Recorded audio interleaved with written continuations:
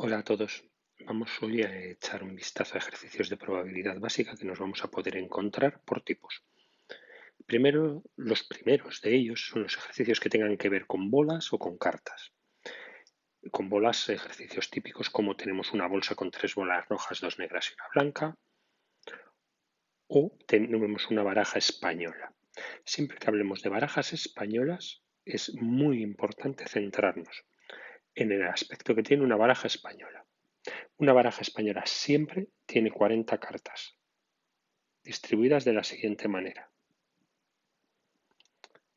Hay cartas de oros, de copas, de espadas y de bastos. Esto se les llama palos. Hay 10 cartas de cada tipo, numeradas como 1, 2, 3, 4, 5, 6 y 7, 10, 11 y 12. El 10 se llama sota, el 11 se llama caballo y el 12 se llama rey. A estas se las llama figuras y a los unos se les llama ases. Por tanto, en una baraja española de 40 cartas tenemos 4 ases y también 12 figuras. Bien, lo más importante en los ejercicios tanto de bolas como de cartas es que en el caso de que haya varias extracciones, que nos diga que se sacan 2 bolas o que se sacan 2 cartas o 3 o las que sean, el ejercicio nos tiene que dejar claro si las extracciones son con o sin de emplazamiento, porque todo cambia muchísimo. De hecho, es probable que haya 2 apartados, uno con y otro sin. Con de emplazamiento significa que si yo saco primero una carta, la miro y la devuelvo al mazo de cartas, volviendo a mezclar todo. Por tanto, en la segunda extracción vuelvo a tener de nuevo 40 cartas. Mientras que sin de emplazamiento significa que yo saco una primera carta y me la quedo, no la devuelvo al mazo. De manera que en esa segunda extracción solo quedarían 39 cartas. Y, por ejemplo, si la primera carta es un as, de esas 39 cartas que quedan en el mazo, solo restarían 3 ases. De manera que si nos preguntan, por ejemplo, un ejercicio típico, ¿cuál es la probabilidad de obtener 2 ases al sacar 2 cartas en una baraja española? No es lo mismo con que sin de emplazamiento. Con de emplazamiento serían 4 de 40 la primera vez, 4 cartas favorables, 4 ases de 40 cartas posibles, regla de Laplace, mientras que cuando voy a sacar la segunda carta, vuelve a haber otra vez 40, de las cuales 4 siguen siendo ases, y principio multiplicativo. Si es de emplazamiento, la primera es 4 de 40, igual que antes, pero ahora la segunda, si yo ya he sacado una carta y ha sido un as, solo me quedan 39 y de esas 39 solamente 3 son ases. No es lo mismo, hay que entender bien claramente la diferencia entre con y sin de emplazamiento. El concepto de emplazamiento en este tipo de problemas es muy importante.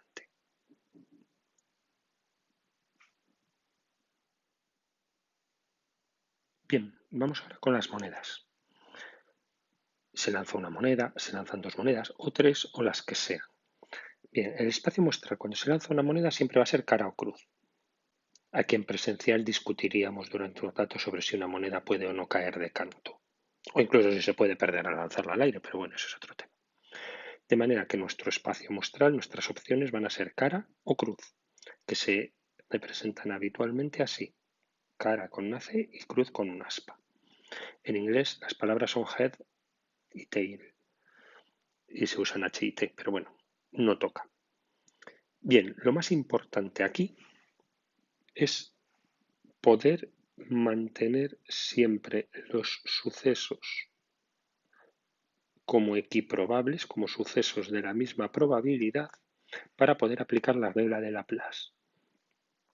Para que esto pueda pasar es imprescindible, diga lo que diga el enunciado, que nosotros contemos siempre las monedas como distintas, como distinguibles.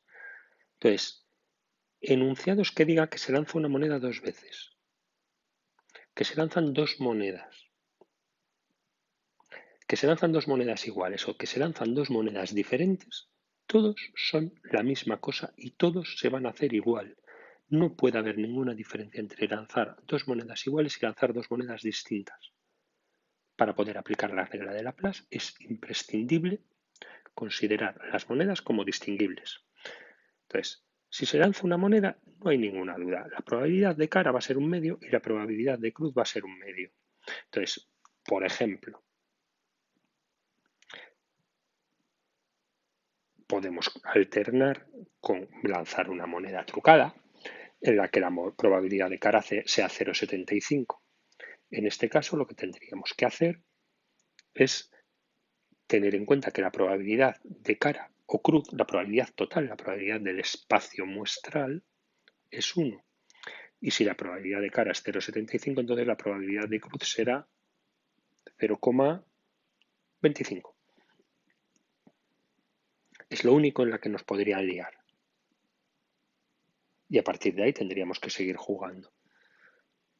Pero los ejercicios de monedas se complican cuando en vez de una moneda se lanzan dos o se lanzan tres. Si se lanzan dos monedas siempre, lo planteé el ejercicio como lo planteé, ni os lo penséis, el espacio muestral va a tener que tener este aspecto. Construyo una tabla en la que tengo la primera moneda y la segunda moneda. En la primera moneda puede salir cara o cruz, en la segunda moneda puede salir cara o cruz. De forma que cara cara, cara cruz, cruz cara y cruz cruz son los 4, que no 3, sucesos elementales. Un clásico es preguntar por la probabilidad de sacar dos caras, dos cruces o una cara y una cruz. Son 4 sucesos elementales, no 3. Si no hacemos la tabla, podríamos pensar que al lanzar dos monedas hay probabilidad de una cara, de una, perdón, probabilidad de dos caras, de una cara y una cruz, o de dos cruces. Podríamos pensar que solo hay 3 sucesos elementales. Pues no, hay 4. De manera que hay que cuidar mucho que la probabilidad de sacar una cara y una cruz es 2 de 4, un medio, distinta de la probabilidad de sacar dos caras y de la probabilidad de sacar dos cruces. En León hay un juego en Semana Santa que durante mucho tiempo estuvo prohibido, que se llama el juego de las chapas. Preguntad a vuestros padres o a vuestros abuelos por él y veréis que no es un juego al que convenga jugar, porque el único que gana es la casa. ¿Y si son 3 monedas? Bien, decía que hay que hacerlo en forma de tabla o de árbol. Con 2 monedas se puede hacer así o se podría hacer de la siguiente manera. Cara y cruz en el primer lanzamiento y en el segundo lanzamiento cara o cruz si la primera ha sido cara, cara o cruz si la primera ha sido cruz. Es exactamente lo mismo hacerlo en forma de árbol que hacerlo en forma de tabla. La ventaja de hacerlo en forma de tabla es que es más compacta. La ventaja de hacerlo en forma de árbol es que los 8 sucesos elementales que me van a salir cuando se lanzan 3 es muy difícil representarlos en una tabla, mientras que en un árbol se representan de una manera muy cómoda. Me podrían preguntar, por ejemplo, cuál es la probabilidad de obtener exactamente dos caras. Exactamente dos caras. Vamos a contar. Aquí hay dos caras, aquí también hay dos caras y aquí hay más. ¿No verdad? Bueno, pues la probabilidad de obtener exactamente dos caras es 3 de 8. 3 casos favorables entre 8 casos posibles. En este caso es muy fácil porque todos son un medio, pero cuando dibujemos un diagrama de árbol, en algunas ocasiones va a ser muy útil añadir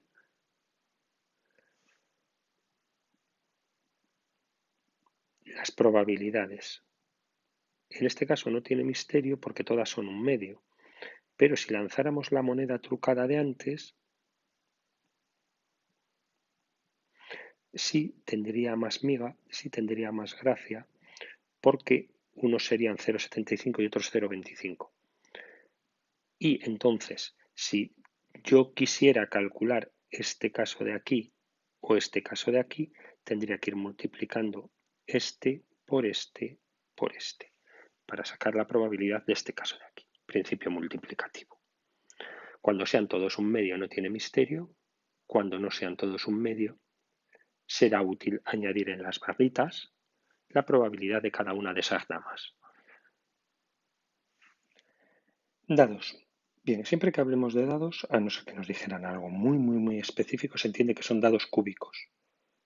O sea, con sus caras numeradas del 1 al 6. No suele ser importante, pero por si acaso, en un dado siempre las caras 1 y 6, 2 y 5 y 3 y 4 tienen que ser opuestas, de manera que caras opuestas siempre suman 7. No suele ser demasiado importante, pero bueno, ahí os lo dejo como dato extra. Lo que sí que es muy importante es lo mismo que en las monedas. Lanzar un dado dos veces, lanzar dos dados una vez, tiene que ser el mismo fenómeno, tiene que tener el mismo cálculo de probabilidades. Siempre debemos considerar los dados distinguibles, si no, los resultados no serán equiprobables cuando se lance más de uno. En este caso, entonces, siempre va a ser más práctico usar tablas a árboles porque los árboles se nos van a hacer excesivamente grandes. Me explico. Con un único dado primero y un ejercicio clásico de dos dados después. Con un único dado, el espacio muestral es el formado por los números 1, 2, 3, 4, 5 y 6, las caras del dado. Si nos preguntan qué es más probable obtener un número par o un número primo, lo que tendríamos que hacer es aplicar la regla de Laplace. Números pares 1, 2 y 3 de 6. 3 sextos simplifica un medio. Mientras que números primos 2, 3 y 5. El 1 no es primo. Por tanto, 3 de 6 también simplifica un medio. Y la respuesta es que las dos tienen la misma probabilidad, las dos dan un medio. No es más probable que salga una cosa que otra. El ejercicio clásico. Este aprended a hacerlo seguro. Se lanzan dos dados y se suman las caras superiores. Bueno, o se restan, pero normalmente suele ser se suma. ¿Cuál es la probabilidad de que la suma sea 10?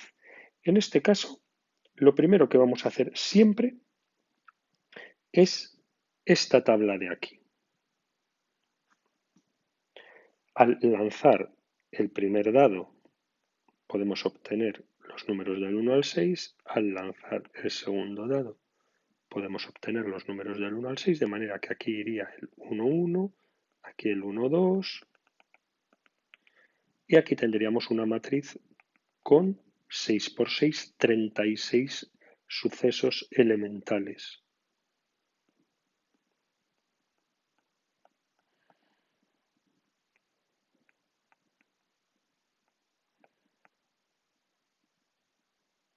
Siempre. Bueno, si nos habla de sumar, en vez de poner aquí 1, 1, vamos a poner directamente la suma. Aquí un 2, aquí un 3, aquí un 6. Si hablara de multiplicar las caras superiores o cualquier otra historia por el estilo, pues pondríamos el producto o lo que nos mandaran. De manera que, al rellenar esa tabla, tendrá este aspecto.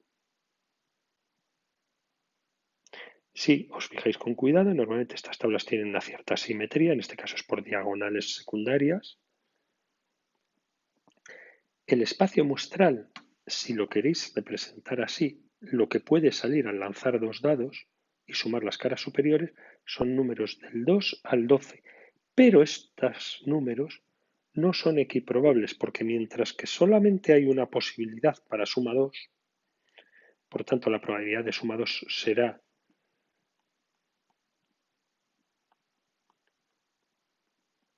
1 de 36, para suma 7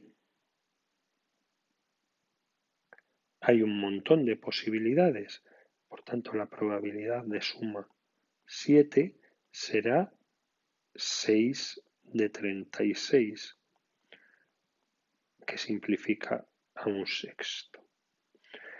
Importante que por defecto dejemos las probabilidades en fracción, a no ser que haya datos en el ejercicio con probabilidades en decimal. En ese caso pondríamos resultados en decimal. Vale, y al final, la probabilidad de suma 10, ¿cuál sería? Bueno, pues la probabilidad de suma 10 sería 1, 2 y 3, casos favorables, de 36 casos posibles. 3 de 36, 1 de 12. Bien, y eso es todo por hoy. Revisad los vídeos de cuarto para terminar de poneros al día y nos vemos mañana.